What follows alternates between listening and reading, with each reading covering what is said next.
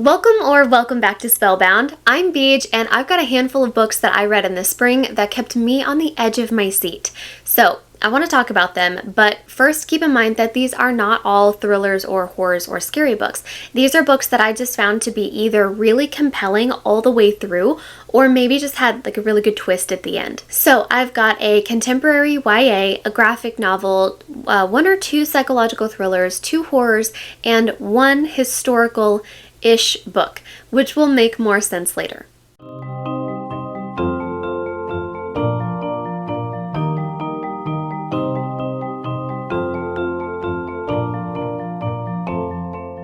And we're starting with Home Before Dark by Riley Sager. This was published in 2021 by Dutton, which is an imprint of Penguin, which is an imprint of Penguin Random House. So this is kind of a classic haunted house story, except it has two POVs and it's told over two different timelines. So our main character in present day is Maggie, who is now an adult, and she's returning to this home that she and her parents used to live in when she was a small child, a home that they actually fled from in the middle of the night. Though Maggie doesn't remember anything from her time in the house, she is determined to face her past as she attempts to renovate this pretty creepy house in order to sell it and just be done with it. The other POV is Maggie's father, and it takes place during the few weeks that they originally lived in the house when Maggie was just a small child. So at this point, Maggie's father has been a pretty successful nonfiction writer, but he really wants to try his hand at writing a novel, which is the whole reason that they purchased a house to begin with. So he agrees to buy the house even though he knows that there has been a pretty gruesome past and history to this house, and he's like,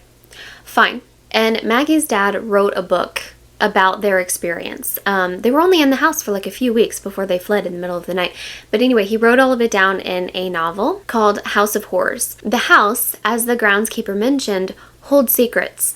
It remembers the past. So as Maggie continues to renovate this house, she also starts reading her father's book for the first time, and she's seeing more and more parallels between her own experience and the exact types of disturbances that her father was reporting towards the beginning of House of Horrors, and it really just makes her question everything. Was it all actually true? This book was a fantastic ghost and haunted house story. The joy and fun of this book doesn't come from the twist ending though, it comes from the fear and creepiness that you feel as you watch Maggie experience the house for the first time as an adult. So it was a good time, and I recommend it if you like haunted house stories.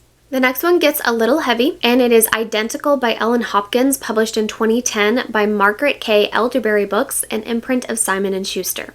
So I learned about this book from Reads with Rachel, as this book and one other was being challenged at the high school level at Rachel's children's school district. And so she's actually only like 1 or 2 counties over from me, so I drove to speak at the school board meeting in defense of this book, and that's originally why I read it. This book does deal with some pretty serious content, so please check the content and trigger warnings for this book, like self-harm, CSA, drug and alcohol abuse, eating disorders, and more. So this book is pretty unique. It is also in dual POVs like the last one, except this book is in verse. Not complicated poetry, it is very clear and easy to understand, and the verse actually helps the format. This book is technically poetry, but it reads quite similar to a novel. It is not hard. It is not intimidating. Don't let that stop you. Because I do recommend this book. I absolutely do. Okay, so it's in dual POVs, and the dual POVs are two twins, two 16-year-old twins, Kaylee and Rayanne, and they could not be any more different. Rayanne is very sexually active and very rebellious at home, while Kaylee is kind of an angel at home and seeks to escape their very stressful and difficult home life through self-harm and substance abuse. Rayanne hates Kaylee because of all of the positive attention that Kaylee receives from her father, while Kaylee more or less ignores Rayanne. She doesn't really give her the time of day. This book will keep you on the edge of your seat because as you read, you become pretty sure, especially as an adult reading this, you become pretty sure that you know what is actually happening. What's actually happening just off the edge of the pages that's not being talked about explicitly until towards the end. And that stretches pretty long until the twist, there is a twist in the book, but mostly you're wondering what all of this, like all of this abuse from each of these individuals, has to do with a car accident that keeps getting mentioned weirdly that the father caused like a long time ago. So this book was fantastic. This book is fantastic. It is obviously written for a YA audience, and it's also a good book. Rachel actually contacted Ellen Hopkins in preparation for the school board meeting, which I thought was pretty cool, and Ellen Hopkins actually responded, which I thought was even cooler. She provided her own statement for the school board meeting, as well as many different letters that Ellen Hopkins has received over the past 14 years from readers, teen readers, who named this book specifically as the catalyst for what caused them to identify their abuse and seek help, which is it was just amazing. It was very powerful. The testimonies were very powerful from actual victims. And happy news, the school board did agree to keep this book in school libraries. So my criticism, though, of this book contains some spoilers, so definitely go to the next one if you don't want to know the big twist in the end of this one. So go ahead, fast forward. Okay, the big twist is that actually Rayanne died in the car accident. And Kaylee, as a coping mechanism to the many, many years of intense sexual abuse at the hands of her own father, has developed DID, or dissociative identity disorder. And one of her alters is Rayanne. So on one hand, that's a great twist. However, it's not a very good or even accurate depiction of DID at all. So at best, it dates the book quite significantly, but at worst, it also contributes to more stigmas around different neurological disorders like DID. I do think that this book is worth reading, absolutely. It is a very intense story of trauma and abuse, but it's also a story of recognition and hope. And I am glad that the teens in Hillsborough County have access to it still. So I obviously oppose this book ban. I know that clips of this book and these two books have been sent to you and will be read to you out of context in the hopes of shocking delicate senses. So let me appeal to reason. And for that, I'll need to share facts, data, or logic, tools that I would like to point out have not been employed in the process of challenging these books. A third of 6th graders and half of 7th graders have experienced sexual harassment, and CPS finds evidence of sexual abuse every 9 minutes. And when teens who have been abused don't have a way to identify or recognize their experiences as abuse, those experiences become normalized and accepted. That's actual harm. As opposed to the 91% of teens seeking help for child abuse now who credit media representation of sexual abuse, like these books, as the first step to identifying that abuse. That's the opposite of harm. That's also data. These books do depict assault, but through the lens and age of the victims, so that readers in these books' intended age range can recognize their experience, name it, and seek help. This book challenge is unreasonable, so I implore you to be reasonable and respond to data, testimonies of victims, and the author, instead of the delicate feelings of a few. A Guest in the House by E.M. Carroll. This was published in 2023 by First Second Books, which is a graphic novel publisher in New York. So this graphic novel is hella creepy. Our protagonist, Abby, she's pretty lonely, and she's like 30 or 35. Those are two separate facts that had nothing to do with each other. I was not trying to insinuate that she's lonely because she's 30. Sorry, let me start over. Lonely Abby is how I have it in my notes. Lonely Abby. Abby has just gotten married to a widower who has a young daughter. At first, Abby is mostly just pretty preoccupied with sort of living up to these expectations of the first wife, and these expectations are depicted as a sort of shadow, the shadow of the first wife, you know? So she's very focused and intent on making sure that she's a good replacement, I guess. As that develops, the more interested she becomes in the first wife and her identity and how all of that sort of happened in the first place and how she died. And then she becomes kind of obsessed with her death, and then becomes really obsessed with figuring out, was the first wife's death an accident? And it sort of just spirals from there. So it's a slightly surreal but highly creepy graphic novel with very stark images and uses of black, white, gray, and red. Very intense feeling, and it really helps amp up that sort of unease that you feel as you keep reading. Overall, it is a super creepy and ominous experience, and I highly recommend it if you like creepy, unsettling graphic novels. The Strange Case of Jonathan Swift and the Real Long John Silver Silver, published by Robert A. Prather in 2007 by Acclaim Press, which is an independent publisher in Kentucky. Okay, how do I even explain this book? There's a lot coming at you. I'm going to do my very best. This book is like reading National Treasure, which coincidentally came out the same year as this book. Let me say more words. I'll say a lot more words. In Kentucky, there's this lore around a guy called Jonathan Swift. He's like a semi-famous American white man who ran around with like John Adams, James Monroe, John Quincy Adams. I think he was like a pallbearer at George Washington's funeral. So he's one of those white guys. Okay, and the lore around him is that he is rumored to have a silver mine somewhere in eastern Kentucky. And the thing is, it's not just rumored, it is accepted as historically factual, but no one knows where it went. So that's what, he is real, but that's what his lore is about his silver mine. And that's the thing. So it is factual that Jonathan Swift showed up in Kentucky with like a crew of peeps. And the people's names, we have them. He discovered a silver mine, and then he and his crew bought up like a fuck ton of land. Like just an absolute metric ton, a crazy amount of land in the boonies. Just so much land.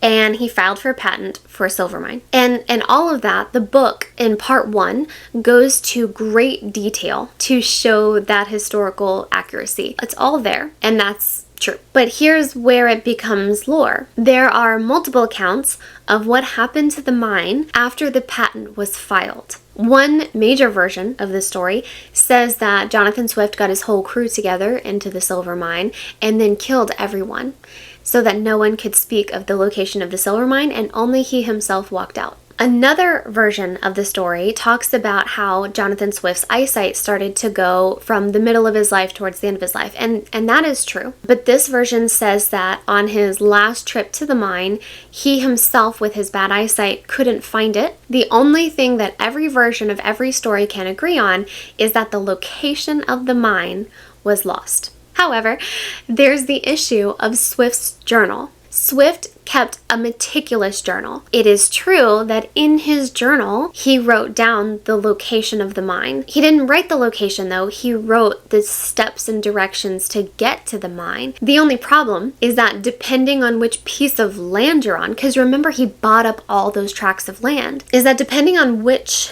piece of land you're starting from and following the directions on, there is an agreed upon 11 different possible versions of this quote-unquote treasure map. And because of that, copies of this journal and this map were copied and hand copied over and over and over in the decades following his life, to the point that it just kind of became, if you had a Jonathan Swift journal, it was going to be different from anyone else's Jonathan Swift journal map, and no one knew which version was true or which pieces of versions were true and how many degrees of separation their Jonathan Swift treasure map was from the original. And that is how it became lore. Okay, so this book, part 1 of this book, is this historian giving intense historical account of the life of this guy, Jonathan Swift. Part 2 of this book is this historian using historical data to connect the person, not the lore of Jonathan Swift, but the person of Jonathan Swift with the person of Robert Louis Stevenson. It is true that a member of Jonathan Swift's, it's part of his family, I think nephew or like some close family friend or close extended family member of Jonathan Swift did meet Robert Louis Stevenson and did go and stay with Robert Louis Stevenson, and Robert Louis Stevenson did in fact marry into this like family or offshoot of Jonathan Swift. And based on Stevenson's own testimony, it is fact that the day after the Swift Osbornes left Stevenson, left their like 2-week or 3-week stay with Stevenson, that he began writing the story of Treasure Island, and in fact wrote the entire book in 15 days, which is unheard of anyway, but also this was his first book, and he wrote it in 15 days immediately after they leave. And that is what part 2 does, is it establishes that connection historically. The third part of this book is where it gets full out national treasure. This author claims that because the Swift relative was so close to Jonathan Swift, then it stands to reason that they would be in possession of the real, which is to say original, copy of Jonathan Swift's journal, and therefore the Jonathan Swift map to the silver mine. And it is the author's position that the story of Treasure Island works as both a narrative account of the life of Jonathan Swift through the characters of Jim Hawkins and Long John Silver, but also that through cryptology, which Stevenson was thoroughly obsessed with, the story of Treasure Island works as a narrative map to the location of the Swift silver mine. This book is a ride. The third part is a ride. And honestly, I don't even care if it's true. I don't care if the third part of this book is true or if it sounds far-fetched or if it sounds like complete nonsense. I don't care. The first 2 parts of this book were unequivocally not nonsense. What I am saying is that it was a wildly fun time. First of all, full stop. But it was also such a fun time for me to take a cryptology-focused deep dive into one of my favorite books of all time. Like, can you imagine? First, hang on. Picture your favorite book of all time. You love it. You've read this book 10 times. Maybe you have tattoos of this book. Okay? Now think about a historian spending 10 years of their life and coming out with a book that says that book is actually a treasure map to a real life treasure. And then like you're reading the plot of National Treasure, but it's about your favorite book. How much fun would that be for you? And so again, I don't care if it's true. I care that it was a fun time. But I will say, it was a pretty solid argument. What is hard to dispute is that treasure map aside, you can't really argue that Treasure Island is not based in some way on Jonathan Swift. Once you learn the factual historical details of Jonathan Swift and the names of places, the names of his crew were like Flint, Ben, Israel. Like these are the names of the crew from Treasure Island. Like they are in fact the identical names of the original crew. Remember in one of the versions that like Swift like supposedly like murdered in the cave? Right, all of them were like all names of the Treasure Island crew. That you can't dispute. But also like the names of the inn where Jim Hawkins was from, his relatives, all this stuff. There's too many Easter eggs that it's not highly inspired, if not entirely based on the life of Jonathan Swift. That to me is somewhat irrefutable. Treasure map aside.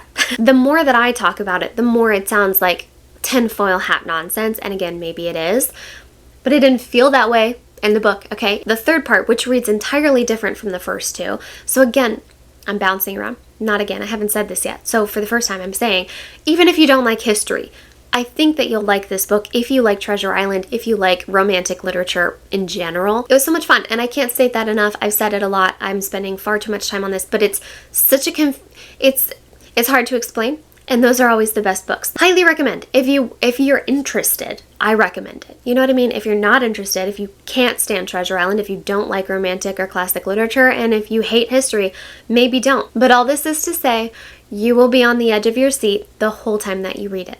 The Perfect Ruin by Shanora Williams, published 2021 by Defina, which is an imprint of Kensington Book Publishing. Basically, there's this 20-something train wreck named Ivy, and a tragedy ended her happy family and her life as she knew it when she was younger, and has been in intense therapy basically ever since. But mostly she's just been like hyper-focused on discovering the identity of the woman who did it, and she thinks that once she has that name, she'll be able to move on. Once she knows the name of the person who caused this car accident that ruined her life as she knew it, she can't move on until she knows, until she has the name. So one day, after years and years of therapy, her therapist hands her the name.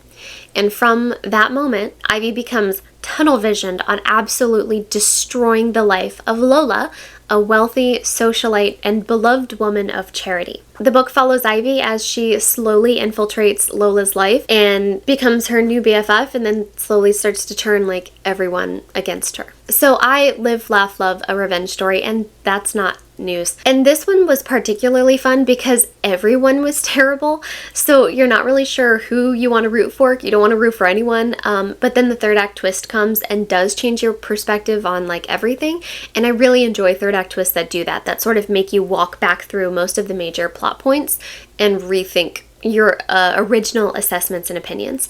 And this book does that, and it does that with a cast of terrible people. What a fun time.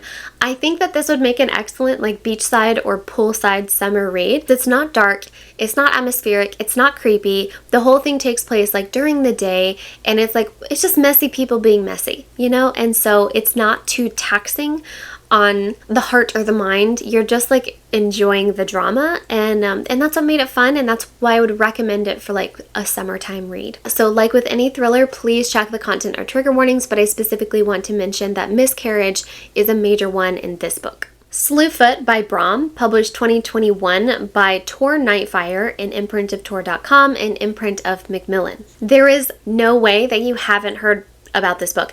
This book was, I think, everywhere like a year and a half ago, and for good reason. Because this book is basically everything that you wanted to happen in Ari Aster's The Witch.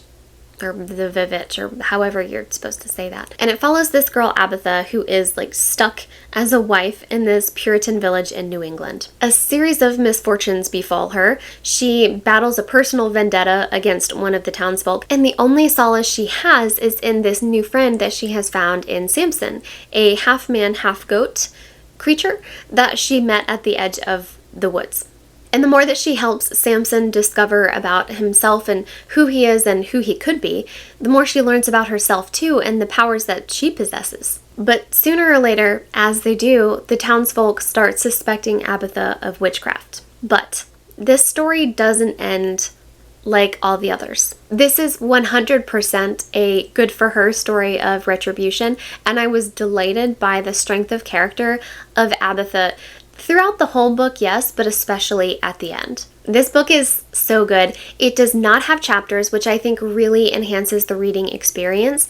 It is less of a novel and more of a novel-length story. It absolutely reads like a movie. It is very action-oriented and moves at a brisk pace. I read this book all in one sitting, and I do think that that's how it's meant to be read, but either way, I highly recommend it. It's so good, but definitely check the content or trigger warnings for this horror novel. And finally, since making my notes, I'm like pointing to the notes that you can't see, for all of these books, I did read another one. I read Rock, Paper, Scissors by Alice Feeney. I think it was published 2021. I'm gonna make a guess, and if not, I'll like put a note on the screen. I would classify it as a psychological thriller, and it is about this couple on their anniversary. They've been married 10 years, and they are going to a like secluded cabin in the middle of the Highlands, I believe, in the Scotland Highlands. The cabin, it's a church. It's a converted church cabin situation. The whole thing's very mysterious, but they are both keeping secrets from each other, and they are both very convinced that only one of them is going to leave. So they both got secrets that they're plotting. It was very good. There is one of those third act twists that make you reconsider everything about the plot again, which I really enjoy. It was good. It was atmospheric. It's sort of got that snowy, snowed in, claustrophobic vibe. But anyway, it was a really fun reading experience. It was, I would not say it was fast paced, but it also was not slow. It didn't lag. It wasn't boring. Everything moved the plot along, but I was also able to pick it up and put it down and read it in increments for a while. I think it was a good psychological thriller, and I would recommend it. So those are a handful of books that I think are all pretty different from each other, but will still all keep you on the edge of your seat this summer. And if you liked this video, give it a thumbs up, and if you loved it, hit subscribe. And as always, happy reading.